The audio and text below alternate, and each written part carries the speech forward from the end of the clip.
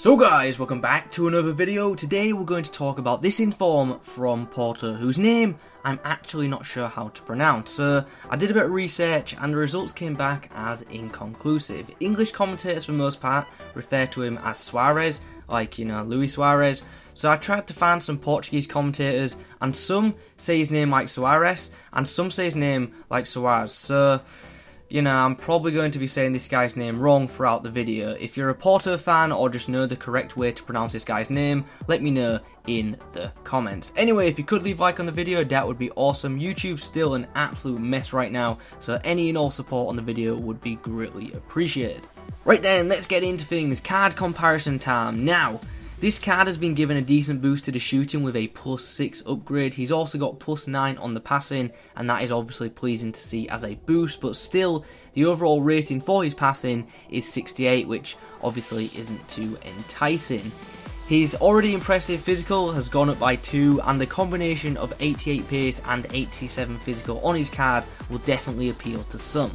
So we've seen the card upgrades, now let's see how that's affected his in-game attributes. So, what's he got? Well, to start, he's got pace. This card has 90 sprint speed, so once he gets going, he is rapid. But due to his acceleration being a bit lower than his sprint speed, it does take him a yard or two to actually hit that max speed. 89 positioning, that is very good to see. 86 finishing and 83 composure is pretty decent too. His passing stats, as a whole, as you can see, are looking pretty awful, and we will discuss his passing more when we get into the in-game clips. Dribbling wise, there's a few decent attributes in there, and then finally we come on to the physical stats and we can see why he's got 87 physical on his card, 88 stamina, 84 strength and 92 aggression, which will definitely be bringing that overall physical rating right up.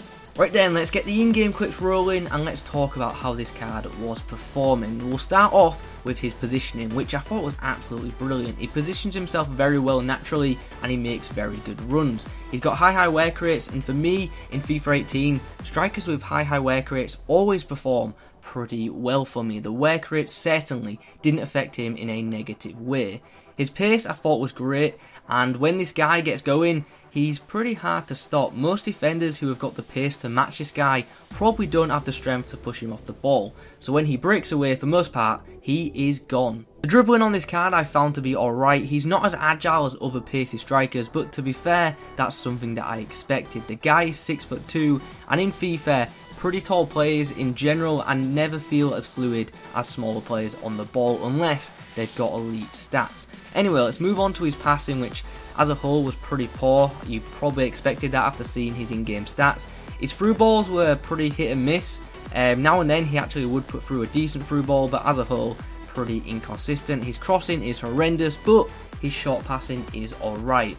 Well, it's alright as long as you pass with his right foot anyway, because he's got a 3-star weak foot and his left foot definitely lets him down when it comes to both passing and shooting, which, speaking of, in front of goal, I liked him when he shot with his right foot anyway. You'll see plenty of poor efforts in the clips, but you'll notice that most of the wayward shots were from his weaker left foot. But when you do shoot with his right foot inside the box, his finishing is very good. He's definitely a player who, given an opportunity, is going to punish the opposition. Standing at 6'2" and having 79 jumping means he's going to win a decent amount of aerial battles, and with 82 heading accuracy, he's not just going to score with his feet, he's also going to be a pretty good aerial threat.